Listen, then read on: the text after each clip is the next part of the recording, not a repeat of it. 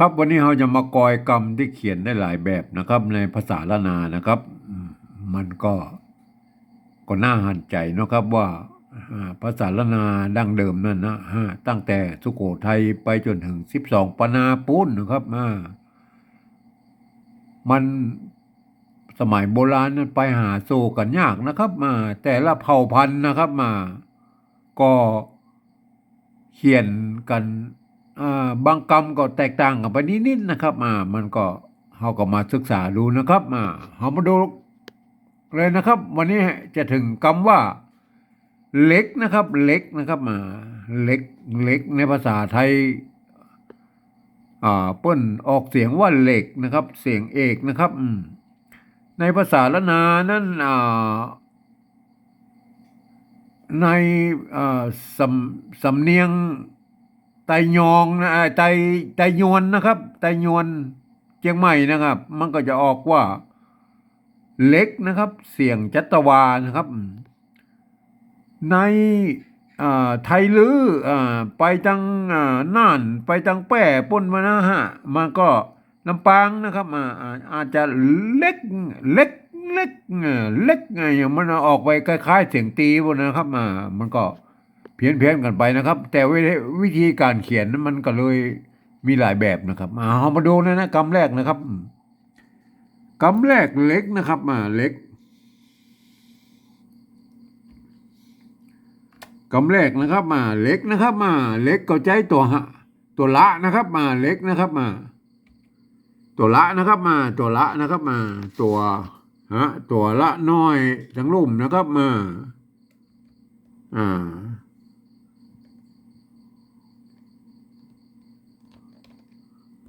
่าเล็กนะครับเล็กนะครับไม่เก๋นะครับไม่เก๋ตัวละนะครับสะกดด้วยตัวกะนะครับสระกะเนี่ยอันเปิ้นเอาไว้ตรงบนนะครับในภาษาละนานั่นในภาษาละนานั่นมันถึงมีมันเปิ้นเอาไว้ตรงบนนะครับ เพราะว่าไอ้ตัวละเนี่ยมันเอาตัวสะกดมันไว้ตรงลุ่มเนี่ยแล้วมันก็จะมันมีหลายตัวครับ มันยาวเวลาเขาเขียนในใบลานปั๊บษาแล้วมันพื้นที่มันน้อยนะครับพื้นที่มันจะเกินเลยบรรทัดนะครับเพื่อเอาไว้ทางบนนะครับไว้ทางบนนะครับคำนี้อ่านว่าตัวละนะครับ อักษรสูงนะครับสะกดด้วยกะดาบะนะครับอันนี้กะนะครับกะดาบะก็ออกเสียงลงเสียงเอกนะครับ อ่านว่าเหล็กนะครับเหล็กนะครับเหล็กนะครับเหล็กนะครับเนี่ยได้มันมีอยู่สองแนวทางนะครับ แนวทางแรกก็คือใจไม้ซัดนะครับใจไม้ซัดใส่ไม้ซัดอย่างนี้นะครับไม้ซัดอย่างนี้ทำหน้าที่เหมือนกับไม้ไต่คู่นะครับในภาษาสำเนียงไตยองไตยวนนะครับไตยวนเชียงใหม่นะครับ มันก็จะออกเสียงจัตวานะครับเล็กนะครับเล็กนะครับถ้าไปทางพะเยา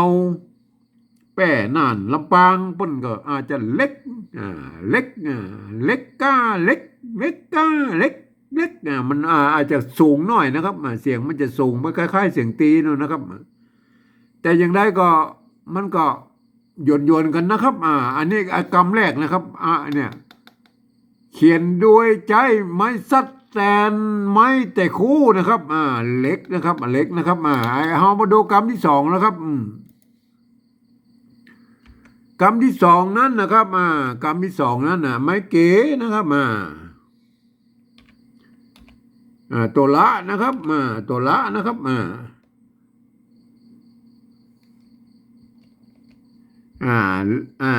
ยตัวละนะครับไม่ใช่ไม่เก๋แล้วนะครับมาใส่ไม้กะนี่นะมันก็เป็นสละไม่เก๋นะครับไม่เก๋เละนะครับเละนะครับเละสะกดด้วย สะกดด้วยตัวกะนะครับสะกดด้วยตัวกะนะครับเล็กนะครับอย่างเงี้ยเอากะไว้ตั้งหน้านะครับเอากะไว้ตั้งหน้านะครับเห็นไหมเล็กนะครับเห็นไหมเล็กนะครับไอตัวที่สองนะเห็นไหมเล็กนะฮะไม้ไม้ไม้เก๋นะครับไม้เก๋นะครับอันหน้าไม้เก๋นะครับไม้เก๋ใส่ไม้ซัดนะครับอันตัวที่สองนี่ไม้เก๋นะครับไม้เก๋นะครับสะกดด้วยเละนะครับเละสะกดด้วยกะนะครับก็เล็กนะครับเล็กนะครับอันตัวที่สามแล้วนะครับตัวที่สามนะครับไม้เก๋ตัวละนะครับตัวละนะครับใส่ไม้ซัดอย่างเดียวนะครับไม้ซัดนี่คือไม้กักนะครับเห็นไหมไม้กักนี่มันจะเหมือนมีไม้ซัดและตัวกะประกอบกันนะครับเห็นไหมมันเหมือนก็มีตัวกะตัวนะครับไม้ซัดเนี่ยนะครับไม้กักนะครับใส่ไม้กักนะครับเห็นไหมอ่านว่าเล็กเหมือนกันนะครับเล็กเหมือนกันนะครับเล็กเหมือนกันนะครับเห็นไหมแต่คำนี้หาดูยากนะครับบอกค่อยมีนะครับเรามาดูตัวสุดท้ายแล้วนะครับที่หันมาบ่อยๆนะครับก็คือตัวนี้นะครับ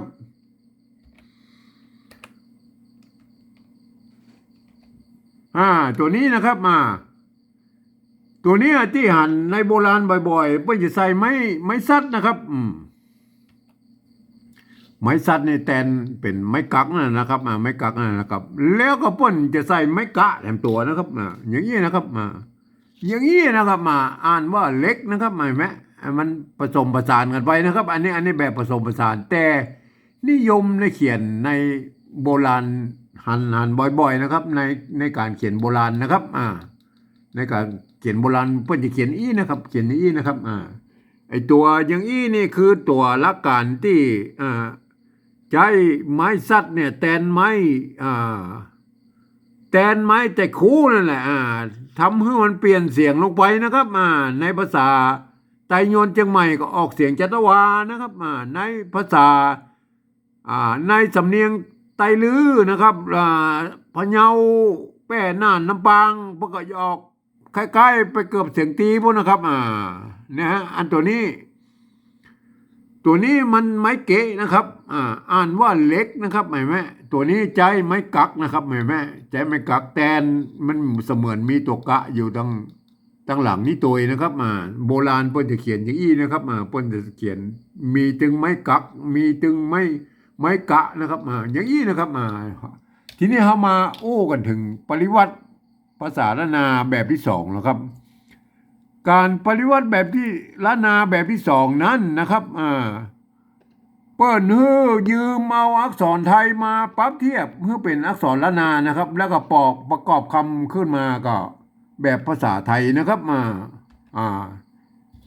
มันมีตัวละนะครับตัวหอรอเนี่ยครับแทนตัวละนะครับมันมีไม้กะตัวกะกอไก่นะครับไม้ซัดนี่ก็คือตัวไม้ใจคู่นะครับไม้ใจคู่นะครับนะครับ อ่านว่าเล็กนะครับเล็กนะครับตัวที่สองนะครับตัวที่สองนะครับไม่เก๋นะครับตัวละนะครับหอรอนะครับมีตัวกะนะครับเห็นไหม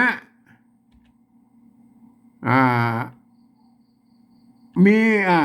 เห็นไหมมีไม้กะนะครับมีไม้กะกับสระอะนะครับเห็นไหมอันนี้อ่านว่าเล็กนะครับแต่ในข้อตกลงปริวัติปี28นั้นในของสภาวัฒนธรรมเชียงใหม่นะเปิ้นบอกว่าสามารถบูรณะกำศัพท์ได้นะครับอาจจะเขียนแบบตั้งหน้านี่ก็ได้นะครับแต่มันผมว่านะครับถ้าเราเขียนแบบนั้นเวลา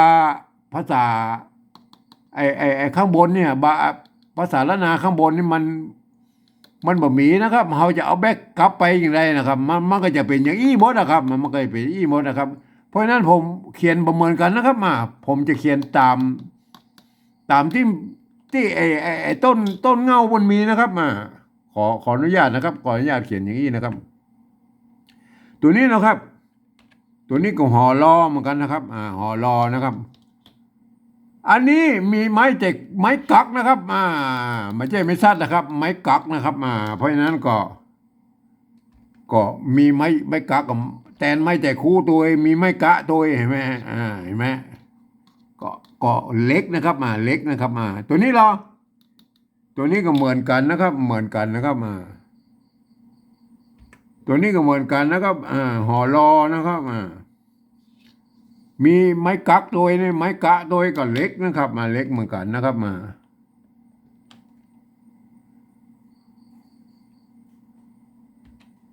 เล็ก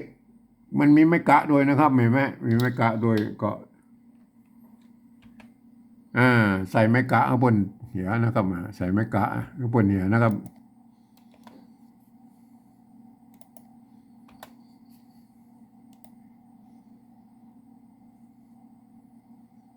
เนี่ยครับมันมีถึงไม้กักไม้กะนะครับเห็นไหมถึงไม้กักเอานี่มาโอ้ถึงปริวัติแบบที่3แล้วครับการปริวัติแบบที่3นั้นนะครับหลักการก็คือเอาอู้ถึงหลักการของสภามหาวิทยาลัยสภาวัฒนธรรมมหาวิทยาลัยเชียงใหม่ที่เปิ้นตกลงกันนะครับที่เปิ้นตกลงกันในปี28นะครับเปิ้นบอกว่าการปฏิวัติแบบที่3นั้นนะครับก็หลักการก็คือฟังเสียงภาษาละนานะครับแล้วก็สะกดเขียนไปอย่างนั้นนะครับเฮาออกเสียงมาอย่างไรก็สะกดเขียนไปอย่างนั้นนะครับเฮาก็มาฟังเลยนะครับอันนี้แล้วครับเฮามาก้อยตัวแรกแล้วนะครับ ตัวแรกนะครับเฮาเขียนอย่างนี้ก็ในภาษาไทยเพิ่นอ่านว่าเหล็กนะครับเหล็กนะครับเห็นไหมมันถือมันเล็กอย่างไรล่ะครับมันก็ต้องเปลี่ยนไม้ตะคู่นี่นะครับไปเปลี่ยนไม้จัตวานะครับเห็นไหมนี่แม่เล็กนะครับนี่อันนี้ตรงสำเนียงนะครับตรงสำเนียงไตยวนนะครับไตยองนะครับไตยวนนะครับโทษทีไตยวนเชียงใหม่นะครับเล็กนะครับเล็กนะครับเล็กนะครับตัวนี้เหรอตัวนี้มันก็เวลาเราอ่านภาษาไทยมันตามหลักอันรูปนี้ต้องอ่านตามหลักภาษาไทยนะครับเลกะนะครับเลกะนะครับเห็นไหมมันอ่านมาได้นะครับก็ตัดไม้กะนี่ออกไปเห็นนะครับใส่ไม้จัตวานะครับเห็นไหมเล็กนะครับเล็กนะครับเล็กนะครับเล็กอันนี้เหรออันนี้ก็เลขเข็มนั่นแหละครับเลขเข็มนั่นอะไรไหมเลขก็ใส่ไม้จัตวาพวกเนี้ยนะครับสรุปแล้วว่าทั้งรูปนี่มันก็จะเขียนแบบเดียวกันหมดนะครับ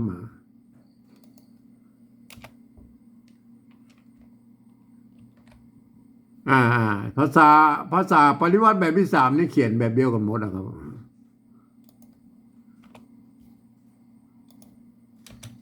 เห็นไหมครับภาษาปริวัติแบบที่3ทั้งรูปเนี่ยเล็กนะครับอันนี้ก็เล็กอันนี้ก็เล็กอันนี้ก็เล็กนะครับ